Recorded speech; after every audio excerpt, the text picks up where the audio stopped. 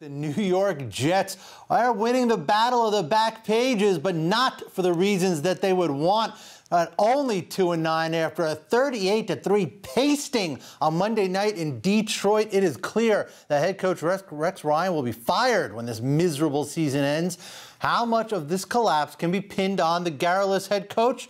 Stu Woo has a busy day ahead. He's headed to MetLife Stadium in the Meadowlands, but he's good enough to join us now on MoneyBeat. Stu, how are you?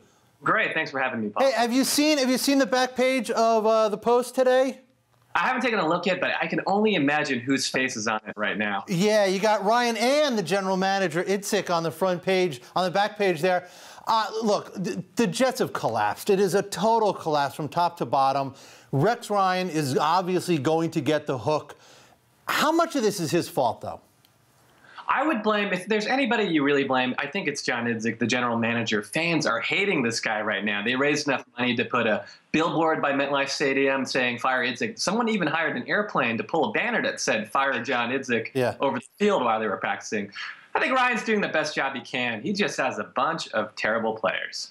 Right, and that's, you know, that is really the crux of this. You look at that Jets roster, there are almost no, I mean, when the season started, there were no playmakers. I mean, Eric Decker, wide receiver, is a good wide receiver, but he is not, you know, he's not going to turn a team around. Their quarterbacks, Michael Vick, Geno Smith. I think Matt Sims might be the best quarterback on the roster, quite frankly. What do you do with a team like that? You know, I think they're closer. They're 2-9, but they shouldn't be 2-9. There were a couple games this year where Geno Smith just threw some awful interceptions. They should be about roughly 4-7 right now. So they're not as bad as the record says they are.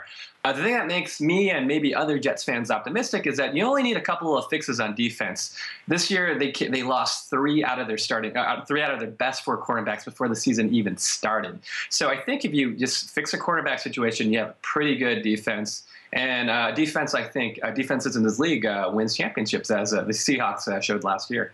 Yeah, but Stu, again, I mean, look, the Jets, they're at the bottom of the standings in their division, looking up again at the Patriots. There's sniping and infighting clearly between Ryan and Itzik. That's what's ending up on the back pages. The roster, the offense is not good. They don't have a very good running game. The line's getting old. It's more than a couple players, Stu. Come on. It's true. They have to rehaul the secondary. The offensive line is getting. It's like the average age is almost 30. I think they're the second oldest offensive line in the league. I think they do have the wide receivers now. I think the running game's not bad actually with Chris Ivory and Chris Johnson. They will have to overhaul, but you know, I mean 8-8 next year is not unrealistic. I think they went 8-8 last year. Let's talk about quickly. Ryan, Itzik, what happens to them the day after the season ends?